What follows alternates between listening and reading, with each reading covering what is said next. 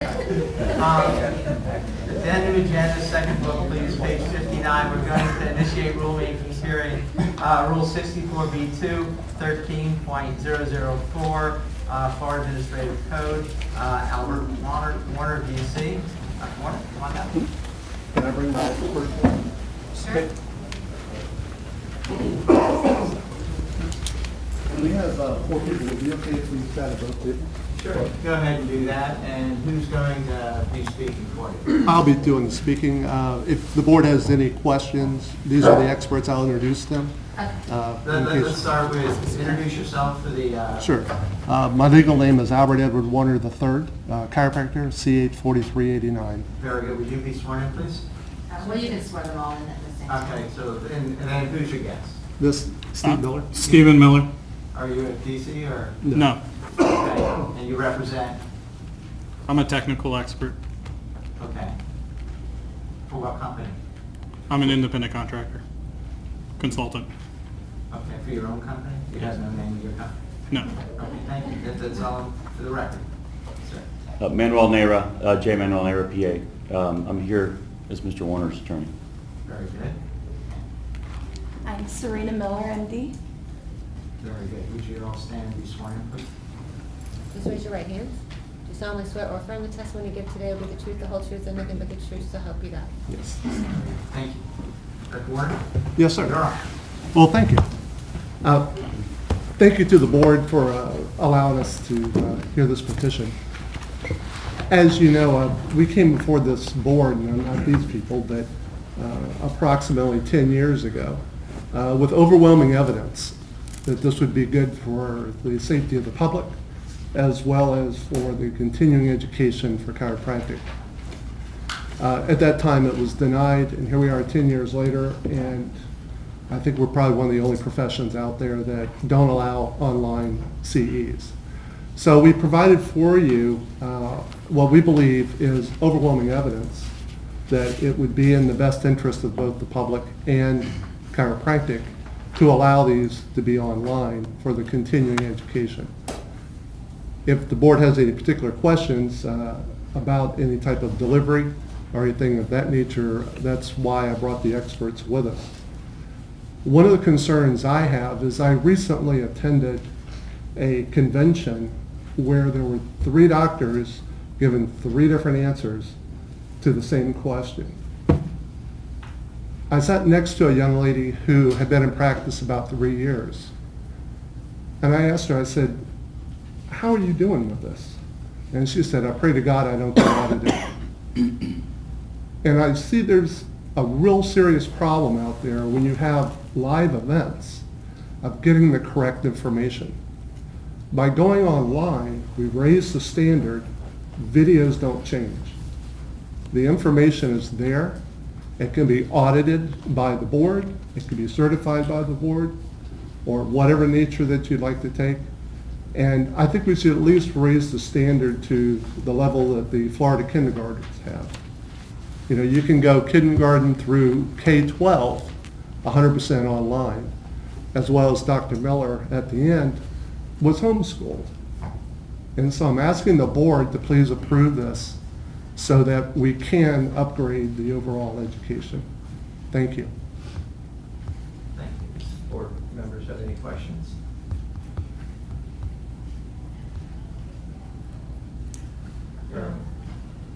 Is this our parameter? Well, your statute says that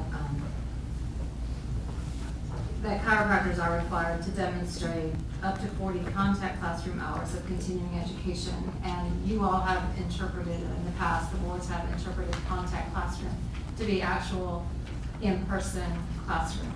I did some research on my own on other healthcare, other MQA professions, and there are only 2 other professions that I could find that require all of the continuing education to be done online. There's no other profession that has this exact wording. The closest wording is dentistry that has contact minutes of instruction. They allow online instruction. The only other 2 professions that require completely in-person CE are optometry And their statute requires that they have 6 or more hours of transcript quality coursework. I don't know what that means. And the other profession is hearing aid specialists, and their statute is just basically they can't prescribe more than 30 hours. So I know 10 years ago, the technology wasn't as advanced as it is today. So, I mean, my impression is, oh, and then there are other professions, for example, podiatry, that allows some of the continuing education to be done online. They have mandatory hours, and I'm not sure if it's 13 or 20, that have to be done in person. So there is some sort of combo between doing live and doing it online. But as I said, the critical part of your statute is how you choose to define contact classroom behaviors. And if I can interject on that note, in your notes that you have, there's a precedent set by the state of Florida back in 1999 where a company, online training company, actually went to the judge, asked him to rule, and it was ruled that the term classroom also means virtual as well as brick and mortar. So the precedents have been out there for the state of Florida for almost 16 years. So I know there should be some leeway, I think, with the board that they could possibly use the same interpretation. Anyone else have some questions? Deborah, are we allowed to? Is this a legislative ruling, or can we interpret this? You can interpret that language by rule because neither the term contact nor the term classroom is defined by the legislature. All that they have said is you have to require 40 hours of contact classroom hours, but nowhere is that defined by the legislature. So you all define it by your rule.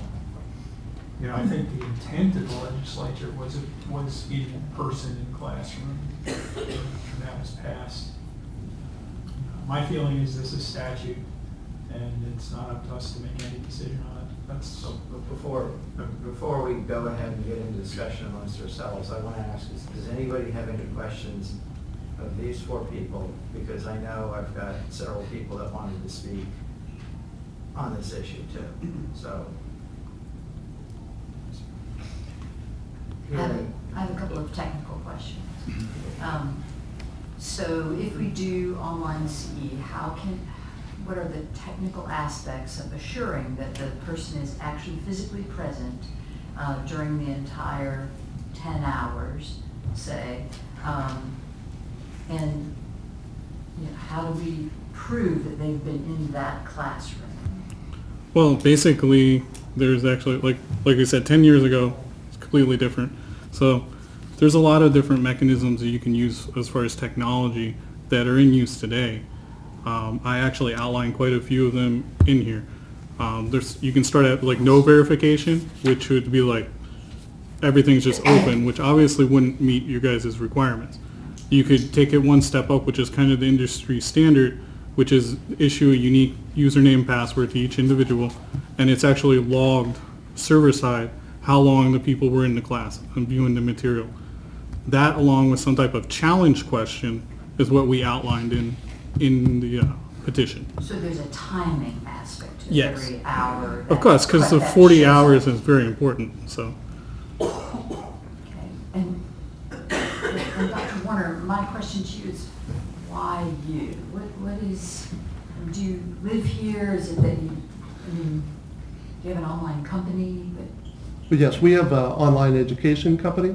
And one of the concerns, I've talked with quite a few former board members, and we don't have a dog in this fight, by the way. We're not interested in doing it. I'm a chiropractor. I was flying back from Europe a couple of months ago, and I did all my Texas online at 35,000 feet, live, with the instructors, interactive. And that's really where we need to be at this day and age. To address your other concern about how do you know it's the individual, well, you have what's called face recognition software. It's a very inexpensive piece of software. It's $100. You're familiar with it. And it indiscriminately takes pictures of the individual. And if it doesn't match up, you set the standard, the board, if it doesn't match up to whatever that standard is, it kicks that person out automatically. The board gets the analytics, you can look at it, and again, I'm sure they'll come in front of the board and tell you why that, for whatever reason, that they weren't there. One of the things that's else is in the report, I would ask you to really consider is there's been a huge shift in the way that education is done. You take, I take my son for an example. He does just about any type of college education online. Mr. Miller finished his 100% online from University of South Florida in an accredited college. So the mechanisms are there if that is a true concern. But it's kind of like looking at what you did today. Here, you're asking these people to attend a board meeting if there's no verification. You know, when I was at the conference on that issue, they did a little scan back and forth. You could very easily just swap out somebody. In other words, there's no accountability. And the accountability online has a higher degree of accountability versus in person. 10 times more. Does that answer your question? Thank you. Does anyone else have? Yeah, I do. I just attended a conference last week, or 3 weeks ago. I had to provide photo ID, so there is accountability. But my question for you is, how are we scamming the public? How are you scamming them? How are we scamming them based on your email? I take a little bit of offense to being called a scammer. Okay, I'll be glad to tell you that. Number one is, and there's 3 parts to an email. First is you got to have somebody's email address. Number 2, you have to have a compelling line for them to open the email. Number 3, you've got to have them take action. Currently, we're on track to, we'll have over 90% of every chiropractor licensed in the state of Florida signing that petition. So the whole purpose of saying, quote unquote, the scam is it's in a question form strictly as compelling. It makes you open it. And it obviously got your attention. That's why you're bringing it up. So please don't take it personally that we're saying you as an individual. You've got to get people to open the email. Let me give you an example. I can quote, and Ms. Montoya's here, so she could probably tell you her rates. But I've talked to all the state associations. Their open rate for an email is averaging 25%. Now, you guys send out critical information and nobody's opening it. That one email gave us an 86% open rate. Unheard of. Out of all of them that we sent out on top of that, we had a 92% sign up because of the referrals that it went out to. It went viral. So that's the whole purpose of having a compelling headline. You've got to have those 3 components in an email or it flops. So if I may recap. Sure. You asked the question, why is the board scamming you, so that people would open the email? Correct. Well, is the board scamming you? Yeah, Not- it's a question mark, Yeah. number one. You've got to get people to open the email. If we've just said Florida board meeting, blah, blah, blah. I mean, if you've looked at all the emails, if you're on the list, you've seen other emails that we've sent out. Those emails, the open rates on those are extremely low. Those are the ones that's talking about the meetings being streamed live and that type of thing. So it's strictly a marketing ploy in order to do that. That's the purpose of it. Now, you have to answer yourself whether or not you feel somebody is scamming somebody. I mean, that's a personal question, but you're asking me how or why we did it. It was a marketing issue.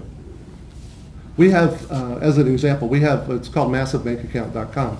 It's an online education. One of the other board members that I've dealt with, actually several of them, had a concern that they felt it was somehow online was going to affect the convention business, such as like the FCA as an example, and the large conventions. And it's just the opposite. What you need to look at this is kind of like the Super Bowl.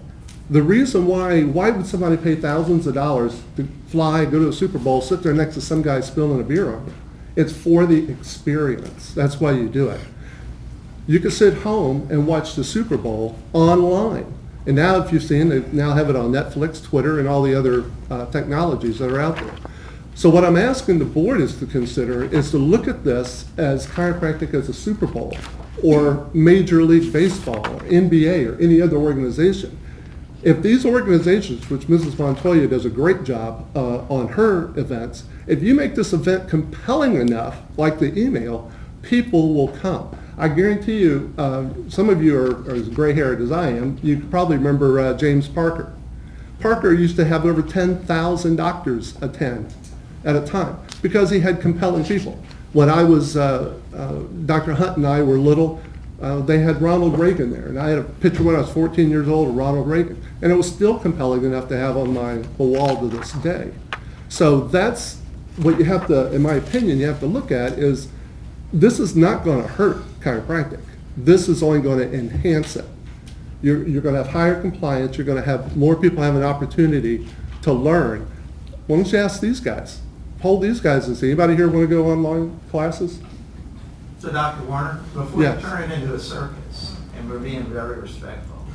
That was answer the respectful. I question. appreciate that. Ask the question, answer the question. So Uh, I'm gonna ask the board again. Did you, Dr. Fox, did you get your? Yes, I'm fine. And was there any other board member that has any questions before we bring up other people? In our materials, there were 1,200 signatures. You Correct. said that 90% of the profession stays signed at. No, I So say it's we're on, signature. we're on track for that. Those signatures, we had a cutoff date on the 24th. We're averaging, on average, about 400 signatures a week. Yeah, there's been more than 400 additional signatures since that deadline. So it keeps increasing. So we have 1,600 signatures then conservatively. Right. Yeah, Roughly, Your I mean. estimates of the 5,000, 6,000 licenses. Yeah, you're talking 30 or 40% So- already. So, okay, that's fine. Yeah, since we started our campaign on our emails, we're averaging 300 to 400 a week. So you can project out where we're going to be in just a couple of months. Thank you. Did anybody else have any questions? Thank you all. Thank you very much, Board. I have the next speaker, Mr. Paul Lane.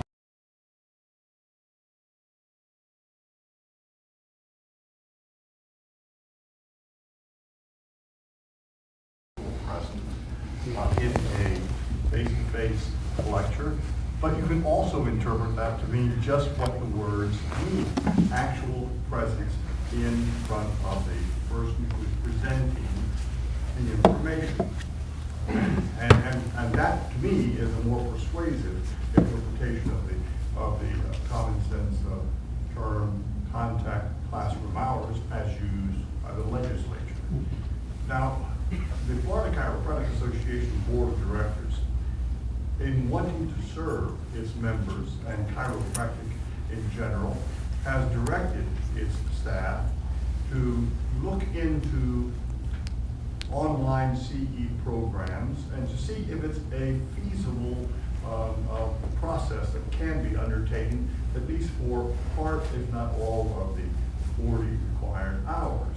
But then also the process must be examined and whether it can be done to protect the integrity for the public to know that a doctor is actually taking the education and improving himself or herself with biometric recognition, challenge questions that have been in addition to that.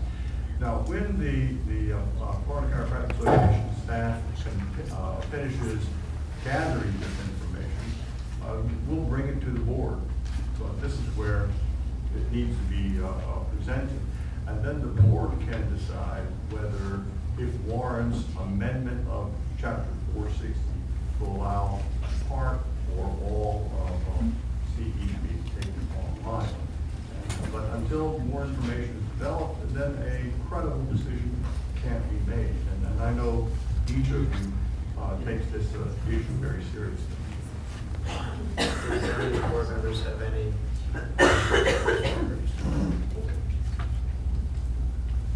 I think everybody on the board, to some degree, would like continuing education online to some degree. What are the odds of we try to implement this, the legislature even taking it up to change it? We can't even get If into the board, change. if this board decides to go to the legislative amendment process, the Florida Chiropractic Association will support it and will get a sponsor for the bill and lobby it through.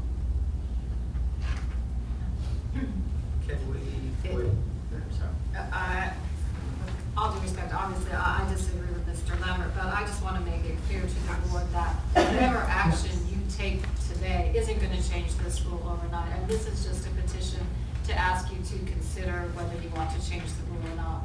So basically, the only decision you'd be making today is, you know, yes, we want to change the rule. No, we don't want to change the rule. If it is, yes, you want to change the rule, then all of the research that Mr. Lambert has talked about would come into play. And if you allow me, I have had another board that required a electrical contractor licensing board that had required the fire and burglar alarm in person. They had 14 hours that had to be done in person, and they shifted from doing it all in person to going online. And they took a lot of testimony about all the various different kinds of biometric processes that you need to go through. And so their rule, although it's kind of general, when they are reviewing the coursework, there are certain specifications that the course has to meet. I mean, I just want to kind of tell the board that whatever you decide today, this rule is not getting changed. I mean, it doesn't, if you say, you know, yes, we want to change it, it's not changing, you know, any faster. I mean, you would just be initiating a process for what you want to do and what you want to consider. If you agree with Mr. Lambert, that, you know, you're interested in doing it and you want the statute changed, it never hurts to get the statute changed, just so there isn't this problem. But of course, the legislators are in session for a year. So, I mean, it's up to you, but I'm just putting that out there, that whatever decision you make today, this isn't going to be allowed online CE tomorrow. Make a motion to add to our legislative package that we're trying to implement. Second that. We have a motion by Dr. Fox to work it into the legislative package that we want to have implemented, and the FCA has been part of that discussion. And a second by Dr. Hagee. Do we have any other discussion?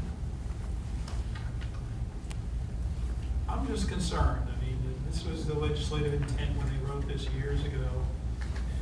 And I know we're requesting them to revisit and look at it, but, I mean,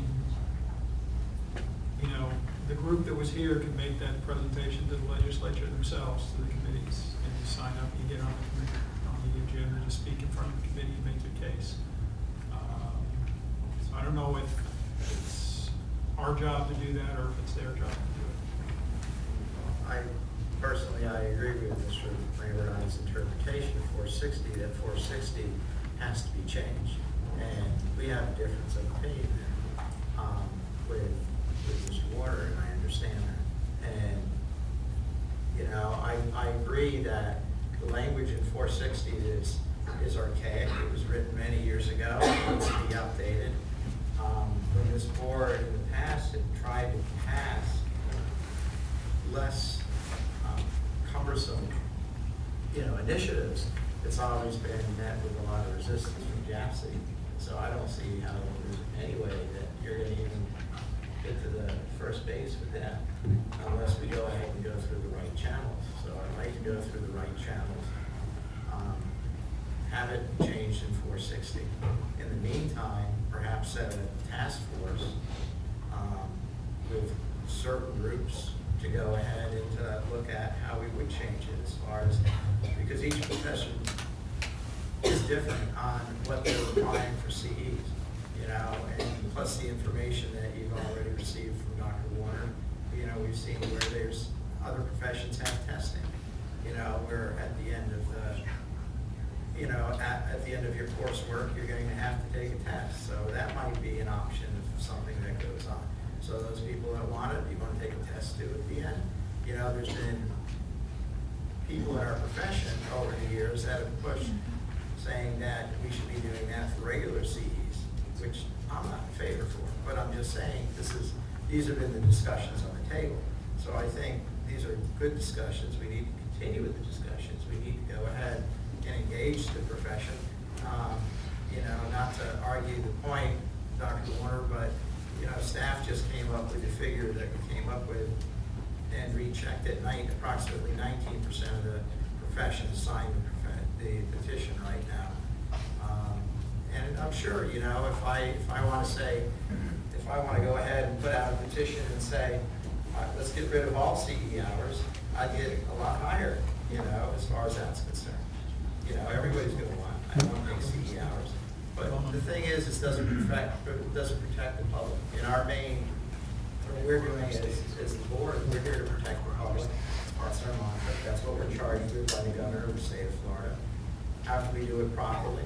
Let's figure out how to do it right. That's my 2 cents. And more efficiently. And more efficient. I agree. Well, and I would also love to be able to audit courses. You know, we see them on CE Broker and then hear perhaps if there's some deviation in the syllabus. So, you know, I would love to see at least some portion of our CE online, but I agree with you, Dr. Fogarty, that contact classroom hours means content. And I don't think that we can do all of them online simply because I think that there's an advantage to having the touching. You know, we're hands-on in the profession. It seems that at least some of it needs to be. So let's say you want to have a task force, do you want to table it, where do you want to go with it? Who wants to be, which board member wants to be the liaison of the task force? Dr. Jogger? All right, there's your chair for the new task force. What you all need to do is either approve, since this is actually a petition, you have to either approve it or deny it. You can approve it and say that you're approving it contingent on getting the statutory change so that we can do it, but initiating a task force to start the discussions and working on it until that statutory language gets changed. Why can't you deny it as so written and then still form the task force? You could do it that way if you wanted to. That would be my preference. Yeah, I'm good for that. I would move that, but I think we have a motion on the floor ready to vote on that. So, Dr. Fox, what was your motion? Motion was to move forward with researching this. Oh, researching, okay. Right, but how are we gonna research it by, Task force, that's what you said. but then Ms. Lux gave us 2 options. Decline the one so that we can go with the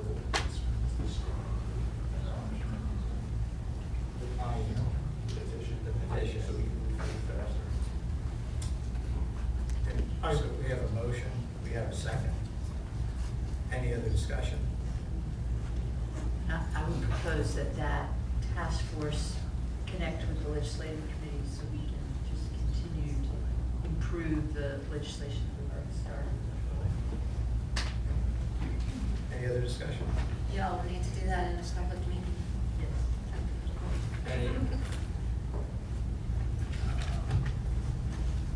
There's Dr. Weingarten. I have a question I'm about. sorry, you have. I'm sorry. Well, I actually have a statement from the FCS to read, if there's a possibility to read that on this issue. Dr. Weingarten, chiropractor. Yes. Where did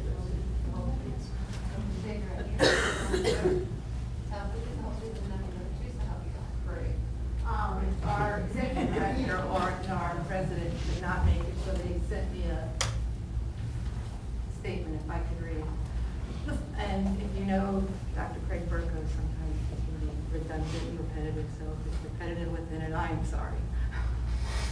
The Florida Chiropractic Society is now in its 51st year of service to the chiropractors in Florida and nationwide. In the past few years, we have focused ourselves on being a member-driven organization and not solely a convention or vendor-driven organization. With that note, we cannot avoid listening to our members and attendees who attend our 7 conventions a year and are asking if any Florida CE hours are available online. We are aware that in Chapter 460-480, it makes mention of the words contact classroom hours, which means to society that all CE hours are meant to be in person. As an organization here in Florida, we have always followed that format. As an organization, the FCS has always referenced and utilized the above content in Chapter 460 as our response to anyone who asks about the CE online. We also recognize that Rule 64B213 0.004, it states identification must be presented at each course with the certification of attendance by the course's registrar. As an organization, the FCS has always referenced and utilized the above content in the rule as our response to anyone who asks about online CE. The FCS recognizes that CE requirements are different from state to state. Upon doing our own research, each state even has different policies regarding online hours. The options do vary. Several states allow all the required chiropractic CE hours to be obtained through online courses. Several states only allow a portion of the required chiropractic CE hours to be obtained online. Several states have no online CE hours. We also found that many states have individually defined the word online and what delivery of online CE hours means to them and the various options they have approved. For example, live, real-time, and interactive webinars, live, real-time, and interactive teleseminars, on-demand 24/7 pre-recorded programs. The Florida Chiropractic Society believes we will always need as a profession our conventions where chiropractors may continue in person to gather, socialize, and exchange ways to better serve our patients clinically, or to share how one's practice can be a larger part of their community. We believe the convention format makes that happen. But on the other hand, the FCS is a member-driven organization that wants to also listen to its members. There are now 30-plus states that currently do accept some or all CE hours in some sort of delivery format beyond the convention. The Florida Chiropractic Society offers its support in discussing regarding online CE and to help further research and opportunity to deliver the provided CE hours. And we're very thankful to be included. I wanted to ask about the task force. Is it only board members that sit on a task force, or is it also organization members that sit on a task force? With the organization members, you have one board liaison, which would be Dr. Dougherty, who volunteered for that. And then he would work with Dr. Warner, the society, the FCA. Because we'd like to be included in that, for sure. Whoever would like to be part of that. I mean, I would think, let him know, and I have no problem. I think CE online is a good thing, but you want to do it right. Most So let's do definitely. it right. Most So definitely. it's like, so let's go ahead and figure out how to change the statute, how to put it against our legislative package, or do that to get the other things that we work, both Dr. Hagee and Mr. Coulter worked very hard to go ahead and create this package. Put things together so it's going to benefit the profession and get rid of the archaic language in 460. So the task force would really be the ones that would be There's one. researching it, so that you would be actually the ones that would decide if it goes to change the We legislature, would not make just the recommendations. FCA's board, Well, after they do their research. And stop. It's going to, here's a board member that is going to go ahead and be in charge of the task force. He's going to take everybody's input, but I invite everybody, put your name in with Dr. Dougherty. He's going to go ahead and then that would be the task force. Great. You know? Thank you very much for your time. and I guess the way that I would envision the task force is it's not so much to work on the legislative change, because that's just basically changing the statute to say the board can prescribe whatever this, 40 hours of CE. It would be more developing the rule language and the method of presentation of whether, how many hours, whether it's all 40, just the 13 required, whatever, the task force would come up with. And then the various methods of presentation, whether you want the biometric, or they have to do the thumbprint, or the face recognition, or, whatever. It is, whatever it is. And then you just need to, the statutory fix is simple, because you just need to basically get rid of the contact classroom hour. The 64B2, like Dr. Warner did a lot of work already on, but I think that needs to be tweaked more. And in that way, everybody gets an agreement for, this is what we're going to do, so we don't keep changing. And that way, if the task force would come up with the rule language, then it could come before the full board, and all of the input would have already been happening. Did anyone from Dr. Warner, did you want to add something? Yeah.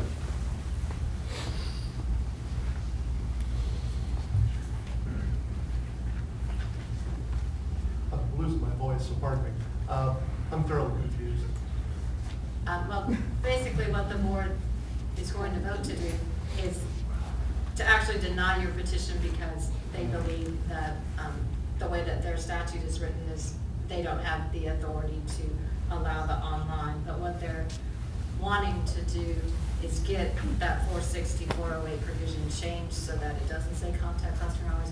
But in the meantime, since that has to be a legislative fix, they want to get a task force together to kind of work out how an online presentation would go, so that in the future, if and when the statute got changed, they would be able to implement the online fairly quickly after that, once they could get the. I probably should have specified, that part I got clear, okay, on the task part. The part where I'm confused was your point, where we have this agreement between what you and Mr. Lambert was saying. And I just am counsel to the board, and the board can make up its own mind.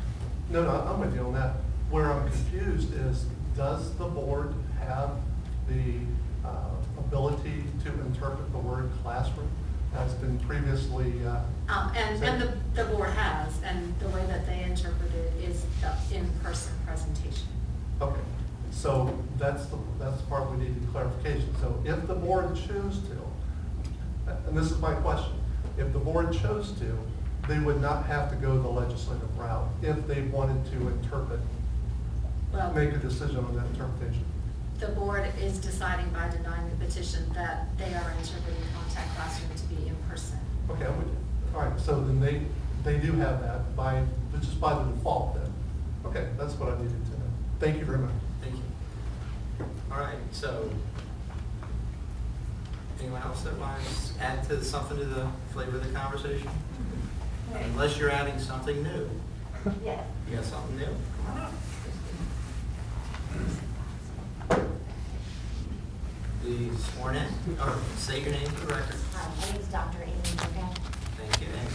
And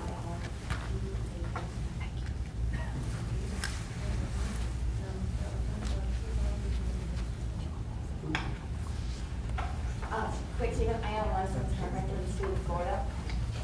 I also do online continuing education as a profession. I own the website CECruncher. I also own a web development agency. And I've done this for other states in the past.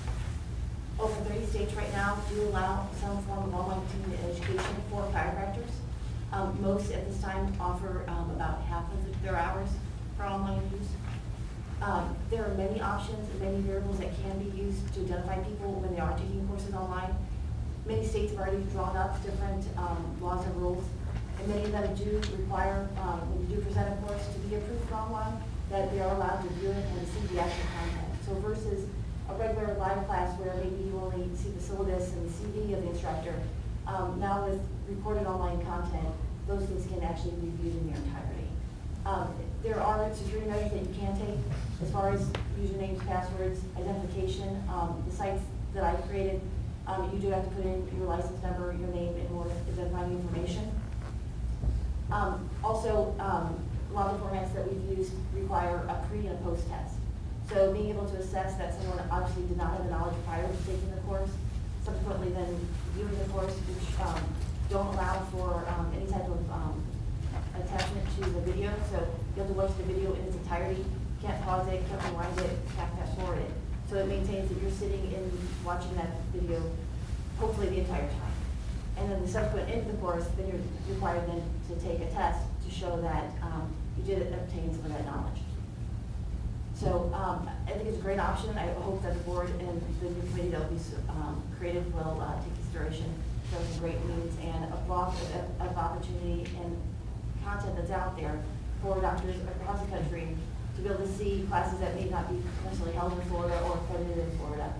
And that there's just a lot of potential for all of us here to learn, a lot more from many other instructors. Thanks. thank you. Ma'am, is there something you wanted to add extra to the conversation?